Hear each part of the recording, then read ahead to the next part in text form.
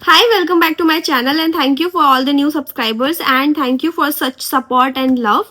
And now let us begin with what this video is going to offer you. आप सबके लिए ये Hindi medium English medium सारे students के लिए ये बहुत इंपॉर्टेंट क्वेश्चन है और बहुत सारे कमेंट्स हैं, बहुत इंडिविजुअल लोग भी पूछ रहे हैं मुझसे, तो मैं उनको सबको डिटेल में बता देना चाहती हूँ कि ये इंटायर पेड ग्रुप क्या है, आंसर राइटिंग डिकोडिंग क्या है, कैसे आंसर्स को बेटर करें, इनरिच करें और क्या आपको पेड ग्रुप में मिल रहा है, इवैल्यूएशन के साथ साथ आपको पीडीएफ्स भी प्रोवाइड की जा रही है क्या, और उससे रिलेटेड सारी क्वेरीज और सबसे इंपॉर्टेंट टेस्ट सीरीज कब कंडक्ट कराओगे और कब होगा टेस्ट। ठीक है, तो इन सब की डिटेल्स मैं इस वीडियो में कैटर करने वाली हूँ। इसके अलावा भी मैं आपको शो करूंगी 2-3 कॉपीज जो मेरे पेड ग्रुप के स्टूडेंट्स और नॉन पेड ग्रुप के स्टूडेंट्स ने लिखी हैं और उनको कैसे इवैल्यूएशन मिल रहा है, सो दैट आपको बहुत क्रिस्टल क्लियर आइडिया मिल जाए कि exactly what you are going to gate.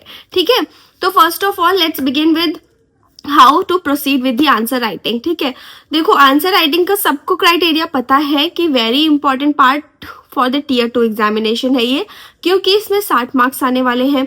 40 questions आपको एमसीक्यू से अटेम्प्ट करना है, जिसके लिए आपको टेलीग्राम चैनल के थ्रू एमसीक्यूज दिए ही जा रहे हैं पर डे, पर टॉपिक, पर सब्जेक्ट पे। ठीक है, कराया ही जा रहा है, तो वो आपको टेंशन लेनी नहीं है। आपको पीवाईक्यूज सॉल्व करने हैं, पीवाईक्यूज भी DSSB, KVS, NVS, जिस भी टीचिंग से रिलेटेड एग्जाम्स के पीवाईक्यूज अवेलेबल है वो सॉल्व करिए। हिंदी मीडियम वाले आपके लिए भी सेम यही अप्रोच है, आप भी उन्हीं चीजों को फॉलो करिए जो ऑलरेडी ऑथेंटिक बुक्स में दी हुई है। Do not follow any non authentic things. ठीक है, आप सिर्फ उस पर रिलाई करो जो ऑलरेडी एग्जाम्स पूछ चुके हैं, जो ऑलरेडी ऑर्गेनाइजेशंस पूछ रही हैं। न्यू चीजों पे बिलीव मत करो। ठीक, सेकंड, कोई भी EMRS से रिलेटेड टीयर 2 की डेट्स नहीं आई हैं, तो आपको इस चीज के बारे में सेकंड थॉट नहीं देना है कि 1 महीने के अंदर एग्जाम है, कब है। अगर 1 महीने के अंदर भी है, सपोज, ये तो आपके लिए बेटर अपॉर्चुनिटी होनी चाहिए कि आपको एक ऐसे ही किसी ने फेक नोटिस दे दिया है कि चलो ठीक है एग्जाम 1 महीने के अंदर होना, तो आप अपना पेस बढ़ाओगे, आप और ज्यादा फास्ट स्टडी करोगे और ज्यादा अपने सिलेबस को जल्दी कंप्लीट करने की कोशिश करोगे। तो ये तो आपके लिए एक बेस्ट अपॉर्चुनिटी है कि अगर ऐसा कुछ सर्कुलेट हो भी रहा है तो आप अपनी स्पीड ज्यादा बढ़ाओगे आंसर राइटिंग करने की भी और अपने रिवीजन को कंप्लीट करने की भी। ठीक है, सेकंड थिंग, टेस्ट सीरीज कब होने वाली है? ऑफ कोर्स टेस्ट सीरीज होने वाली है, उसके बारे में पूरा डिटेल में सिलेबस अपने एक वीडियो के थ्रू डालने वाली हूँ और टेस्ट सीरीज बहुत जल्दी कंडक्ट होंगी। एवरी वीक टेस्ट होंगे और कैसे होंगे वो मैं फर्दर आपको आंसर्स को एक्सप्लेन करने के बाद में बताऊंगी। So let's begin and let's see कि कैसे क्या होता है। ठीक है, तो जैसे कि आपको दिख रहा है कि आंसर्स को कैसे अप्रोच करना है, तो मैं आपको एक ओवरव्यू दे देती हूँ। ये है मेरा टेलीग्राम चैनल, जिसको नहीं पता है वो प्लीज मेरे यूट्यूब के बायो से जाके ज्वाइन कर लीजिए, वहां पे लिंक ऑलरेडी प्रेजेंट है, तो आपको कहीं और सर्च नहीं करना है। पिन्स कमेंट्स में मैंने बहुत जगह बताया है, आप सीधा मेरे यूट्यूब के बायो में जाइए, वहां पे लिंक पेस्टेड है, आप डायरेक्टली उस पर क्लिक करो और टेलीग्राम ऐप पे आपको डायरेक्टली वो ले जाएगा और वहां से आप ज्वाइन कर सकते हो मेरा main channel, that is concept to selection. इसके बाद में आप एक डिस्क्रिप्टिव पिंड, मेरे जो मेन ग्रुप में ही पिंड कमेंट्स में एडेड है मेरा डिस्कशन वाला ग्रुप, उस डिस्कशन वाले ग्रुप में आप पार्टिसिपेट करो। वहां पे आपकी जो भी क्वेरीज हैं आप वहां पर लिख सकते हो, पूछ सकते हो, अपने आंसर्स को पेस्ट कर सकते हो। जो भी क्वेश्चंस आपको दिया जा रहा है वो तीनों ग्रुप्स में इंडिविजुअली मैं डाल रही हूँ आंसर्स को, पेड नॉन पेड डिस्कशन तीनों में। तो आप वहां पर से जाके अपने क्वेश्चंस को देखो, आंसर्स को लिखो, पेड वाले पेड ग्रुप में जाए, नॉन पेड वाले डिस्कशन ग्रुप में पार्टिसिपेट करें और वहां पे अपने आंसर्स को पोस्ट करिए और वहां पे ही आप पीयर ग्रुप्स के थ्रू या पीयर के थ्रू आप अपना इवैल्यूएशन कर सकते हो और उसके बाद में यूट्यूब वीडियोस के थ्रू में जो आपके मॉडल आंसर्स होते हैं उसकी हिंट्स आप ले सकते हो। हाँ, सारे मॉडल आंसर्स की हिंट आपको नहीं मिलेगी यूट्यूब चैनल के थ्रू, क्योंकि मेरे पेड ग्रुप के लिए स्टूडेंट्स को कुछ बोनस क्वेश्चंस भी दिए जाते हैं, तो उनको मॉडल हिंट्स वहां प्रोवाइड की जा रही है। ठीक है, now let's begin how to decode the answers. देखो, आपका क्वेश्चंस पर सब्जेक्ट से रिलेटेड 5 आ सकते हैं, इसके चांसेस है, प्रोबेबिलिटी ज्यादा है, क्योंकि 15 क्वेश्चंस का यही बाइफर्केशन हो सकता है। इसके अलावा मुझे नहीं लगता है कि किसी एक पर्टिकुलर सब्जेक्ट से ज्यादा क्वेश्चंस आएंगे, लेकिन देयर इज नो श्योरिटी, ये श्योरिटी किसी चीज के लिए नहीं है कि आपसे नहीं आ सकते या आ सकते, क्योंकि किसी को भी पैटर्न का आइडिया नहीं है। All everyone on the YouTube channel, कोई भी बहुत बड़ी इंडस्ट्री हो, बहुत छोटी इंडस्ट्री हो, इंडिविजुअल हो, सब में से किसी को आइडिया नहीं है कैसे क्वेश्चंस आएंगे। बस ये इंटरप्रिटेशन हो सकता है, जिसको इस फील्ड में बहुत ज्यादा नॉलेज है, जो इस फील्ड में बहुत टाइम से रह रहा है, जिसने क्वेश्चंस को बनाया है, जिसको क्वेश्चंस बनाने का प्रैक्टिस है, तो वो आपको ये इंटरप्रेट करके डेफिनेटली बता सकता है कि क्वेश्चन का पैटर्न कैसा हो सकता है। क्योंकि सीबीएसई एग्जाम्स कंडक्ट करा रही है, सीबीएसई ने जितने डिस्क्रिप्टिव एग्जाम्स को कंडक्ट कराया है उनकी टीम सेम होती है और वो उसी तरीके के टीचर्स से क्वेश्चंस को इंटरप्रेट कराते हैं। फॉर एग्जाम्पल, अगर आप ईएमआरएस का पेपर दे रहे हो और आप ईएमआरएस में ही ज्वाइनिंग करने वाले हो, तो मोस्ट प्रोबेबली ये चांसेस होते हैं कि जो ईएमआरएस में ऑलरेडी सिलेक्टेड टीचर्स हैं या जो इस फील्ड से रिलेटेड टीचर्स हैं, प्रोफेसर्स हैं, उनसे क्वेश्चंस को एनालिसिस कराया जाता है, वो क्वेश्चंस प्रोवाइड करते हैं एंड देन उनको आप लिखते हो। तो ये है ब्रॉडर ओवरव्यू कि आंसर्स कैसे हो सकते हैं या क्वेश्चंस कैसे बन सकता है।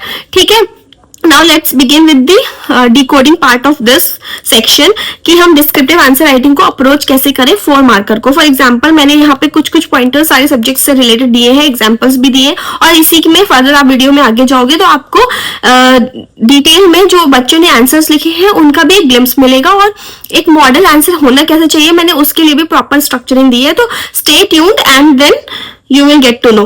Now follow the 4-step format for the entire descriptive answer writing. कैसे 4 स्टेप? पहले आप definitions, examples, formula diagram और draw, मतलब formula diagram और उससे related जितनी भी ड्राइंग है, फ्लो चार्ट्स वगैरह है, वो इंक्लूड करो एंड देन कंक्लूड करो ये आंसर को। ये होता है एक holistic format of the answer, कैसे आंसर्स को लिखना है। ठीक है, पहले आप क्या करोगे, कोई भी टर्म दिया होगा उसके डेफिनेशन से स्टार्ट करोगे या उसके रीसेंट कॉन्टेक्स्ट से स्टार्ट करोगे या प्रीमाइस से स्टार्ट करोगे, बैकग्राउंड से स्टार्ट करोगे। हिंदी मीडियम स्टूडेंट्स के लिए ये है कि आप सबसे पहले स्टार्ट करिए कि उसे एक्सप्लेन करिए कि क्या वो टर्म बोल रहा है, उसे एक्सप्लेन करो, उसके बाद उसके उदाहरण दो, उससे रिलेटेड जितने भी आप डायग्राम, फ्लो चार्ट बना सकते हो वो बनाओ एंड देन पूरे आंसर को कंक्लूड करो, मतलब उसे संक्षेप में बताओ कि आपने क्या निष्कर्ष निकाला है इसका। ठीक है, फिर explain the concept logically in the sense कि आपको बिल्कुल ही वो नहीं समझा के आना है कि बुक रिटन बुक टाइप का हो जाता है आंसर, कि अगर आपने डेफिनेशन दिया है तो उसको पूरा एज इट इज लिखा डेफिनेशन को, फिर जो टर्म आपने दिमाग में रटा है या याद किया वही आप एज इट इज बुक पे उतारो, उसमें आप अपना कुछ इनपुट दो, अपने थॉट्स दो, अपनी क्लैरिटी दो। ठीक है, right formula if the question is related to the physics part and related to the chemistry, और तो उसमें इक्वेशंस आएंगे, इक्वेशंस केमिस्ट्री पार्ट के की टर्म डेफिनेशंस जो आपके बायोलॉजी में आएगा। ठीक है, add small label diagram whenever wherever possible. ठीक है, अगर आपको देखो डायग्राम तुरंत ही किसी के माइंड में नहीं आता है, वो सिर्फ आते हैं आंसर राइटिंग प्रैक्टिस से, और प्रैक्टिस जब तक आप नहीं करोगे आपको नहीं पता चलेगा यहाँ पे कौन सा डायग्राम ड्रॉ करना है। ठीक है, keep language simple and scientific. Simple और साइंटिफिक मतलब बहुत ही वेग या जागरण टाइप का सेंटेंसेस को नहीं लिखना है, पिन पॉइंटेड सेंटेंसेस को लिखना है। 4 मार्कर है, लिमिटेड वर्ड लिमिट है, और पेज भी शायद कंसाइज्ड होगा, उन्होंने डिफाइन करके दिया होगा, तो आप उसमें कुछ भी नहीं भर सकते हो। जैसे हम होते थे ना कि हम ग्रेजुएशन वगैरह टाइम में तो हम कुछ भी लिखाते थे तो हमें मार्क्स मिल जाता था, but this is not the case here. यहाँ पर आपको पिन पॉइंटेड और साइंटिफिकली लॉजिकल आंसर जो लिखे होंगे उसी के लिए आपको मार्क्स मिलेंगे, जागरण के लिए आपको मार्क्स नहीं मिलने वाले। ठीक है, underline the keywords, it is the main important thing कि आपको 15 मिनट्स अपने बचा के रखने हैं ताकि आप अंडरलाइन कर पाओ अपने सारे कीवर्ड्स को। ठीक है, now let's come take the example of physics. आप फिजिक्स के क्वेश्चंस को कैसे अटेम्प्ट करोगे। फॉर एग्जांपल, आपसे कोई भी प्रिसाइज डेफिनेशन पूछा है, या आपसे इलेक्ट्रिसिटी को डिफाइन करने के लिए पूछ लिया है, या आपसे अल्ट्रासोनिक वेव्स क्या होती है, फ्लोटेशन क्या होता है, इन सबसे कुछ भी क्वेश्चन आपसे आया है, वर्क एनर्जी पावर को थ्योरम को डिफाइन करने के लिए बोल दिया, तो आप उसको डेफिनेशन को पहले एक्सप्लेन करोगे 2 से 3 लाइन के अंदर। Start with the definition, explain the cause effect relationship, मतलब क्वेश्चन अगर बाइफर्केटेड या 2 पार्ट्स में पूछा गया है तो आप पहले पार्ट को दूसरे पार्ट से कनेक्टिविटी दिखाओगे। ठीक है, उसके बाद आप प्रोसीड करोगे। आप डायरेक्टली, जैसे आपने डिफाइन कर दिया इलेक्ट्रिसिटी, फिर उसने बोला है कि आप डिफाइन करिए। फॉर एग्जाम्पल, आपने फ्लोटेशन डिफाइन किया, फ्लोटेशन के बाद उसने पूछा एप्लीकेशन पार्ट क्या होता है फ्लोटेशन का, या how you will define it, experiment बताइए। तो आप इंटरलिंकेजेस शो करोगे कि let us begin with the experiment या let us begin with this diagram, और ऐसे करके आप इंटरलिंक करोगे पार्ट्स को। फिर आप फॉर्मूला दोगे और उसे इनबॉक्स करोगे। ठीक है, फिर आप उससे रिलेटेड लॉ एज इन जैसे law of conductor, law of flotation, या फिर मेंडल्स के लॉ, जो भी लॉ होते हैं, जो भी क्वेश्चन की डिमांड है उससे रिलेटेड लॉस को मेंशन करोगे। फिर स्मॉल बॉक्स में डायग्राम को ऐड करोगे, मैं आपको भी एक एग्जांपल भी दिखाऊंगी कैसे। फिर एक्सेप्शन या कंडीशन, हाँ ये बहुत इंपॉर्टेंट टर्म है, ये आपको किसी ने नहीं बताया होगा कि अगर आपका क्वेश्चन में कुछ चीज नहीं भी पूछी है, फॉर एग्जाम्पल आपका क्वेश्चन बहुत ही प्लेन एंड सिंपल है, बट अगर आप उसमें वैल्यू एडिशन करके आ रहे हो विद इन वन लाइन, इधर अगर वो रिलेटेड है करंट सिनेरियो से, अगर आप करंट अफेयर्स वगैरह के टच में हो और आप उस टर्म से रिलेटेड कोई चीज को ड्रॉ कर पा रहे हो, फॉर एग्जाम्पल सेमी कंडक्टर्स है, अगर सिल्वर से रिलेटेड कुछ आता है तो सिल्वर का क्या रोल है सेमी कंडक्टर्स में, वो आप एग्जाम्पल्स में डाल सकते हो। अगर पोल्यूशन वाले चैप्टर में, इन्वायरमेंट से रिलेटेड जो चैप्टर्स हैं हमारे इकोलॉजी एनवायरमेंट वाले, उसमें तो आपको जितने प्रेजेंट एग्जाम्पल, जितनी करंट कॉन्टेक्स्ट डाल सकते हो, उतना बेहतरीन आप आंसर लिखोगे, उतने बेहतरीन आपको मार्क्स मिलेंगे और उतना आप एज पाओगे बाकी स्टूडेंट्स से। मेंशन एक्सेप्शंस एंड कंडीशंस का मतलब यही है कि कुछ क्रिटिसिज्म या कुछ क्रिटिकल आर्ग्यूमेंट आप वहां पे मेंशन करके आ रहे हो।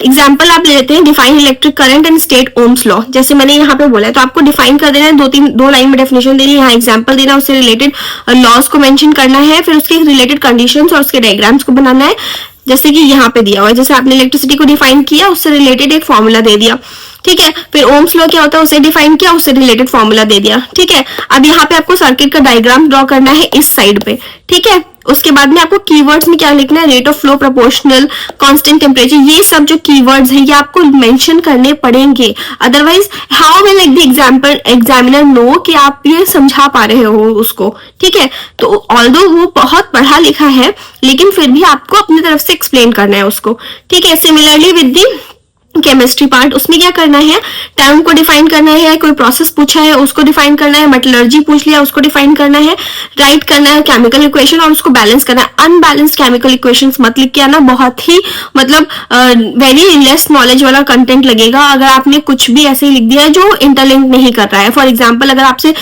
इक्वेशन पूछ रहा है एक्सोथर्मिक की, आप लिख के आ रहे हो एंडोथर्मिक की, तो भी मतलब एग्जामिनर मार्क्स काट देगा, क्योंकि लगेगा आपको इंटरलिंक करना आ ही नहीं रहा है, ठीक है। एक्सप्लेन द रिएक्शन और रीजनिंग, अगर कोई भी आप रिएक्शन दे रहे हो तो उससे पहले ऊपर एक हेडिंग दो या उसके नीचे एक हेडिंग दो कि आपने ये क्यों दिया है या ये क्यों या इंटरलिंक्ड है इससे, ठीक है। उसके बाद कंडीशंस और एग्जांपल्स को उसको मेंशन करो। एग्जांपल मतलब कोई कैटलिस्ट का एग्जांपल दे रहे हो तो उससे रिलेटेड करंट रेलेवेंस में कोई कैटलिस्ट है तो वो आप एग्जांपल में डाल दो, तो आपको एक्स्ट्रा मार्क्स मिल जाएंगे उस चीज के। जैसे मैंने यहाँ पे पूछा है define corrosion and explain rusting of iron, ठीक है। अगर अभी करंट सिनेरियो में जो जनरल एनसीईआरटी में एग्जांपल दिए हैं उसके अलावा अगर आप कुछ सोच पा रहे हो, बैलेंस कर पा रहे हो रियल लाइफ एग्जांपल्स से, तो मतलब आपको सोने पे सुहागा बोलते हैं ना, वो हो जाएगा, आपका चेरी ऑन द केक वाला सीन हो जाएगा कि आपने एक्स्ट्रा ही कुछ एग्जामिनर को बता दिया है जो उसको लग रहा है कि वाओ, मतलब अभी ये कितना इंटरलिंक कर पा रहा है अपने सब्जेक्ट मैटर से। क्योंकि वो क्या होता है जब आप स्टूडेंट्स को पढ़ाते हो तो आप जितना इंटरलिंकेजेस करा पाते हो एक नॉर्मल स्टूडेंट को, जैसे आप को थोड़े बच्चे को पढ़ाना है तो आप उसको रियल लाइफ के एलिमेंट से जल्दी कनेक्ट करा पाओगे, नेचर के जितने प्रेजेंट सोर्सेज हैं उनसे जल्दी कनेक्ट करा पाओगे rather देन उसको थ्योरेटिकल नॉलेज देने से। तो वही चीज एग्जामिनर आपकी कॉपी में भी डिमांड करता है। सिमिलरली विद दिस डेफिनेशन दोगे, रिएक्शन दोगे, एक्सप्लेन करोगे और कंडीशंस मेंशन करोगे, जैसे मैंने यहाँ पे दिया हुआ है, बैलेंस किया हुआ है रिएक्शंस को। Keyword corrosion, oxidation, moisture mention करना जरूरी है, अदरवाइज आपको नहीं मेंशन।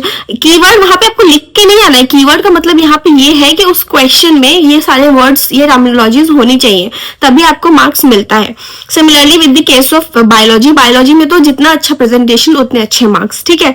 कैसे करना है, डिफाइन करना है कोई भी बायोलॉजिकल टर्म जो उससे पूछा हुआ है, उसके बाद उसके फंक्शन या प्रोसेस को बताना है, स्टेप्स को मेंशन करना है विद पॉइंटर्स। देखो कहीं भी अगर क्वेश्चन आपसे 4 मार्कर का पूछ रहा है तो कहीं भी वो आपसे ये नहीं चाह रहा है कि आप पैराग्राफ पैराग्राफ पैराग्राफ लिखो, वो आपसे चाह रहा है कि आप टू द पॉइंट उसे एक्सप्लेन करो, टू द पॉइंट आप मेंशन करो कि अच्छा ठीक है ये एक लाइन में ये चीज है, ये इसका फंक्शन है, तो 4 फंक्शंस लिख दिए, उसके एग्जांपल्स लिख दिए, 4 कोई भी थ्योरी के 4 पॉइंट्स बता दिए, ये इसके ड्रॉबैक्स है, ये इसके लिमिटेशंस है, बस उसको आपको एक्सप्लेन नहीं करना है पूरा। Same with the example also, अगर आपसे एग्जांपल पूछे तो आपसे ये नहीं चाह रहा है कि वो आप एग्जांपल्स को पूरा एक्सप्लेन करो या डिकोड करो, नहीं, उसकी डिमांड ही नहीं है ये।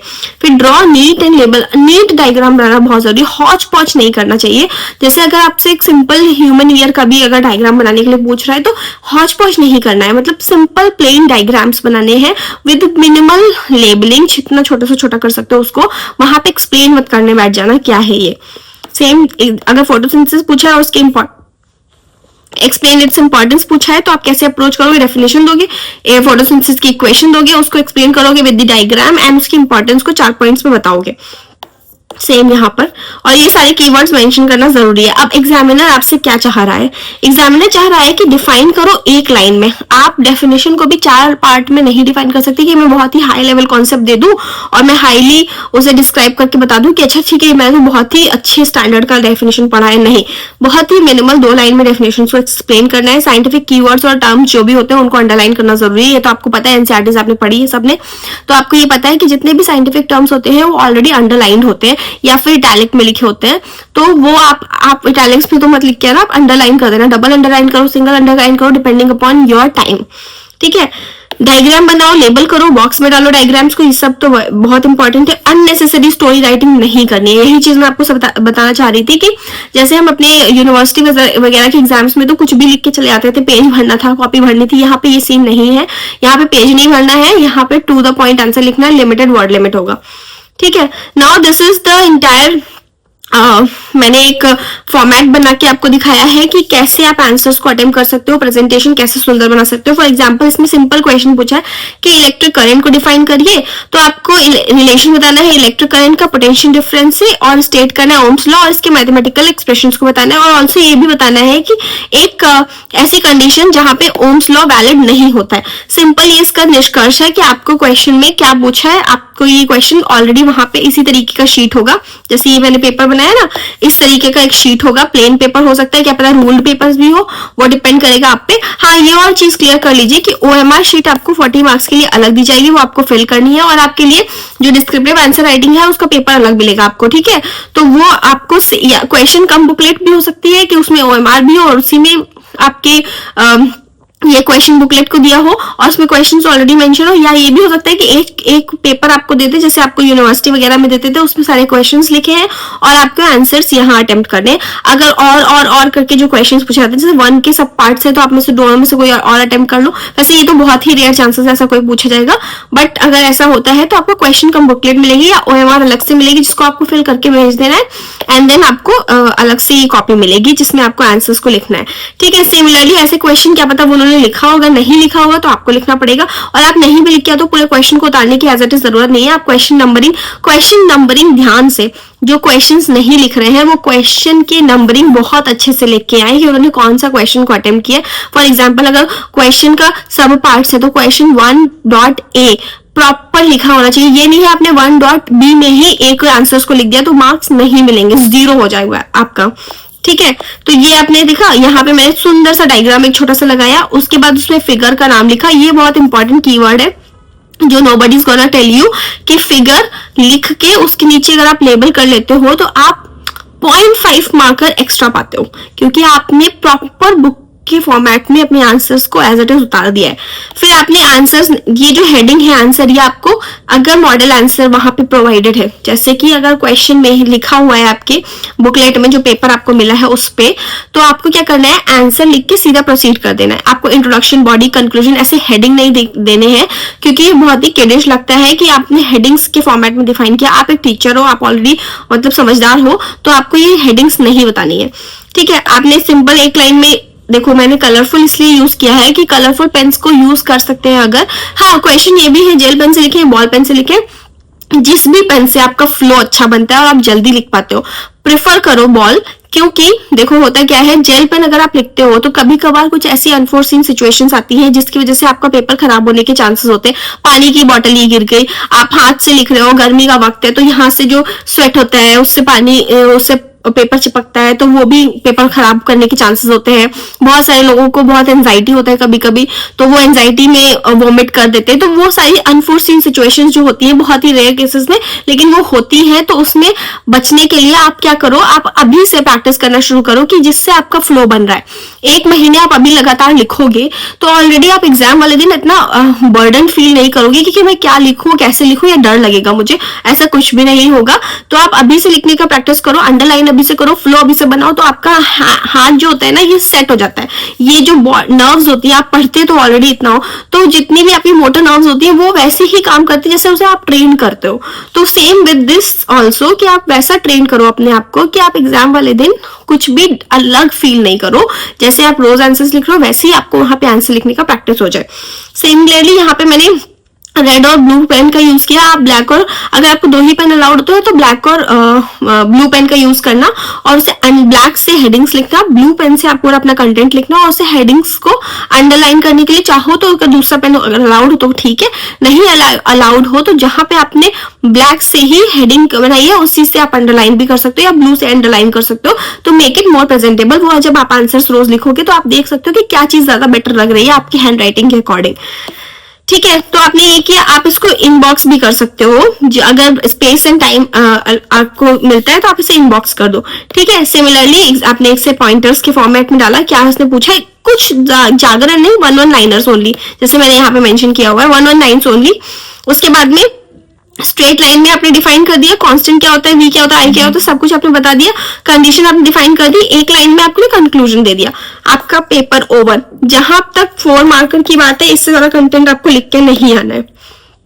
ठीक है, एक पेज में आपको उतना ही कंटेंट लिख के आना है जितना 90 वर्ड्स 120 वर्ड्स के अंदर आ जाए, लेकिन ऐसा भी नहीं हो कि आपने बस पैरा में लिख दिया है। इस तरीके से प्रेजेंटेशन होगा, जितना नीट एंड नीट प्रेजेंटेशन होगा उतने अच्छे मार्क्स आपको मिलेंगे। सेम आप ये देख लो, एक मेरे स्टूडेंट की कॉपी है जिन्होंने इतना ब्यूटीफुली इसको यहाँ पर लिखा हुआ है, देखिए प्रॉपर तरीके से उन्होंने हेडिंग्स का यूज किया, अंडरलाइन किया है। ठीक है, similarly with the other student also, उन्होंने भी इक्वेशन को डिफाइन किया है। हिंदी मीडियम के स्टूडेंट ने भी सेम ये चीज की है, इसको इनबॉक्स करना है। ठीक है, तो ये सारे फॉर्मेट हैं जो आप देख सकते हो, और इसको मैंने कैसे चेक किया है वो पर्टिकुलरली उसी पेजेस पे अपलोडेड है जो मेरे टेलीग्राम के पेजेस है। तो ये स्टूडेंट का एक प्रेजेंटेशन का तरीका है कि वो कितने ब्यूटीफुली उसे लिख रहा है। तो अगर आपको इन सबसे रिलेटेड डिटेल्स जाननी है या फिर और इससे रिलेटेड कंटेंट कैसे लिखा जाए, क्या क्वेश्चन अटेम्प्ट किया जाए, तो आप डायरेक्टली टेलीग्राम चैनल ज्वाइन करो, पेड ग्रुप ज्वाइन करो, और उससे इवैल्यूएशन भी आपको वैसे ही मिलेगा जैसे आप चाहते हो, तो प्रॉपर आपको एनालिसिस हो जाएगा। ठीक है, now let us come to test series part. Test series के बारे में बता देती हूँ मैं आपको। आपकी test series every week conduct होंगी, और वो कैसे कंडक्ट होंगी, जितना सिलेबस मैंने अपने स्टूडेंट्स को करा दिया है, जो मेरा ऑलरेडी स्केड्यूल अपलोडेड है 30 तारीख तक का, मतलब 1 मार्च तक का मेरा पूरा स्केड्यूल है, जिसमें पूरे सिलेबस को कंप्लीट किया जा रहा है। ऑलरेडी 7 दिन निकल चुके हैं, तो 7 दिन का कंटेंट तो ऑलरेडी निकल चुका है। जिनको नहीं पता है वो अभी भी ज्वाइन कर सकते हैं, और जो जिनके क्वेश्चंस रह गए हैं कि मैं 7 दिन में नहीं लिख पाया हूँ, अगर मैं ज्वाइन करता हूँ तो क्या उनके आंसर्स को भी लिख के इवैल्यूएशन मिलेगा? ऑफकोर्स मिलेगा। अगर आप लिख के मुझे इंडिविजुअली सेंड करते हो तो मैं आपको आपका पेड वर्जन में ही आपका चेक करके दे दूंगी। ठीक है, उसके लिए आपको कुछ नहीं पेमेंट करना है एक्स्ट्रा, तो आपको वो मिल जाएगा 7 दिन का। लेकिन 7 दिन से डिले मत करिएगा, उससे ज्यादा लेट होता है तो फिर पाइल अप बहुत ज्यादा चीजें हो जाती हैं, और डेली भी उतने आंसर्स आ रहे हैं तो फिर वो मुश्किल हो जाएगा करना। ठीक है, तो ये आप देखिए। और इसके अलावा स्केड्यूल तो हो गया। फॉर एग्जाम्पल, अगर मैं अभी फिजिक्स कंप्लीट करा रही हूँ, फिजिक्स में कितने चैप्टर्स अगर हो गए हैं, सपोज 7 दिन के 7 चैप्टर्स हो गए कंप्लीट, तो वो 7 दिन का संडे को एक टेस्ट होगा।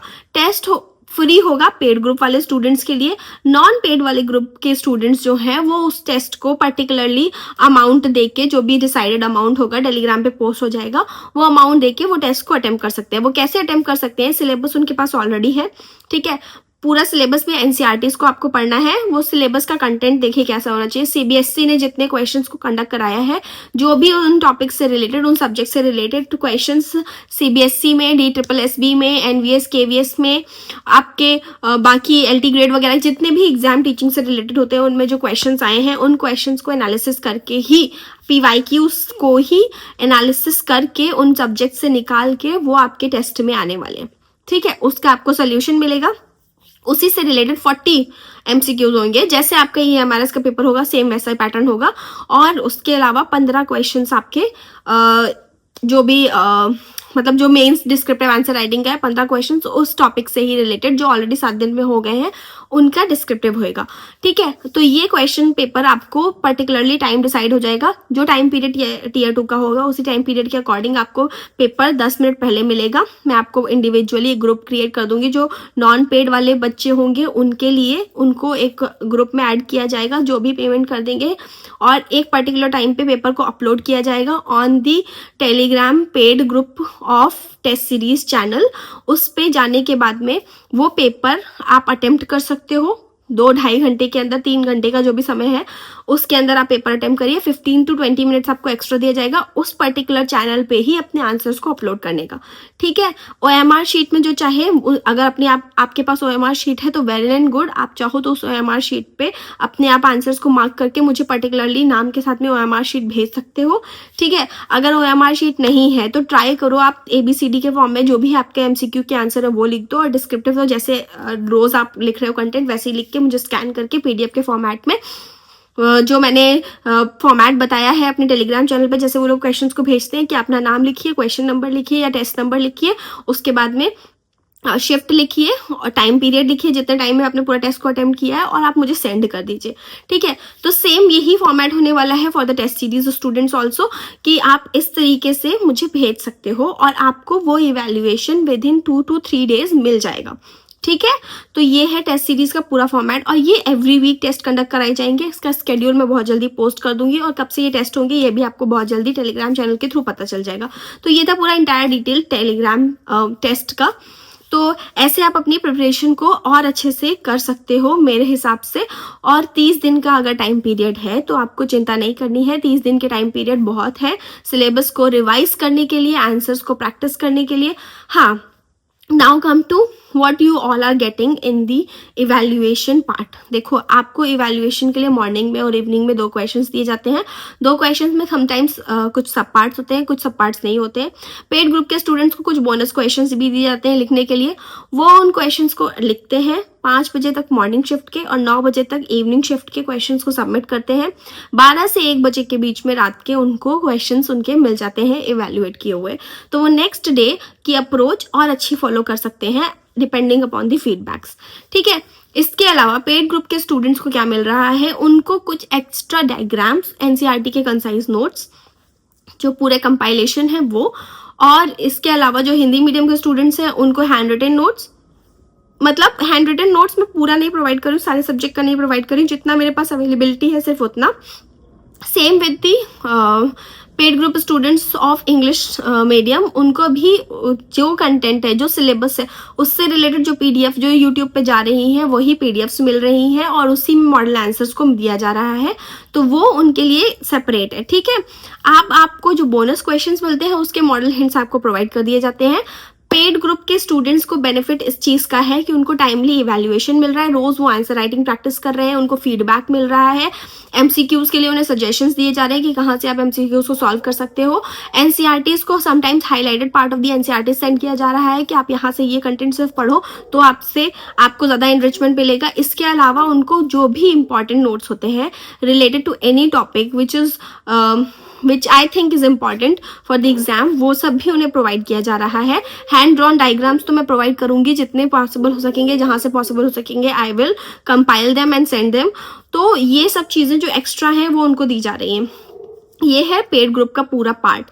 सो अब हिंदी मीडियम में नोट्स नहीं अवेलेबल है तो प्लीज ट्राई टू अंडरस्टैंड, वो हैंड रिटन नोट्स हो सकते हैं कुछ कुछ टॉपिक्स के, लेकिन प्रिंटेड नोट्स नहीं अवेलेबल है, ठीक है। और बाकी जो इंग्लिश मीडियम स्टूडेंट हैं उनके लिए पूरे सारे नोट्स अवेलेबल नहीं है। सारे नोट्स जो मैंने अपने स्केड्यूल में नोट्स को मेंशन किया हुआ है, टॉपिक्स को मेंशन किया हुआ है, उन सारे टॉपिक्स के नोट्स आपको मिलेंगे, लेकिन आपको इंडिविजुअल पूरे सब्जेक्ट वाइज नोट्स नहीं मिल रहे हैं। और उसके लिए अगर आप चाहोगे तो मैं प्रिपेयर भी करूंगी, तो उसके चार्जेस अलग है, ठीक है। वो पेड पहले था, most of the students were not able to join it, तो वो अभी ड्रॉप कर दिया गया है प्लान। अभी सिर्फ इवैल्यूएशन का पार्ट चल रहा है। अगर डिमांड बहुत हाई होगी, 40 to 50 students will demand it, then I will definitely relaunch them, ठीक है। तो ये था आपका इंटायर पूरा detail about the paid and non paid group and how to proceed. There are so many students who have already joined my Telegram channel, so many of them have already started liking the content, तो please go and join it and make your preparation more inlined, more structured, and try to understand the exam can decide your future. This exam will also give you the standard of living, not only in terms of job but in terms of everything, like you will yourself feel proud once you get selected.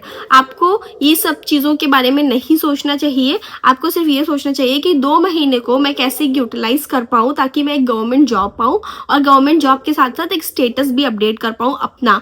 फिर इसके अलावा तो आप कुछ भी कर सकते हो. अगर आप एक बार आपके पास प्लान बी है, अगर plan B is your this exam, और उसके बाद अगर आपके हायर गोल्स भी हैं तो आपके पास स्टेबिलिटी ऑफ लाइफ है, स्टेबिलिटी ऑफ थॉट्स है, फाइनेंशियल स्टेबिलिटी है, उसके बाद तो आप बहुत चीज़ें अचीव कर सकते हो in your life. So try to focus and discipline yourself. तो please go and join. And those of you who are new to this group and watching my video, please I request you all to please subscribe my channel so that I can build a good team और आपको और अच्छे content provide किया जा सके free of cost for each and every part, because currently I am the only one who is working day and night for all these things. तो आप please understand करो एंड सपोर्ट करो for this big journey और try to contribute as much as possible through comments, through shares, through like and follow, and please subscribe to my channel also. Thank you so much and keep watching, keep learning.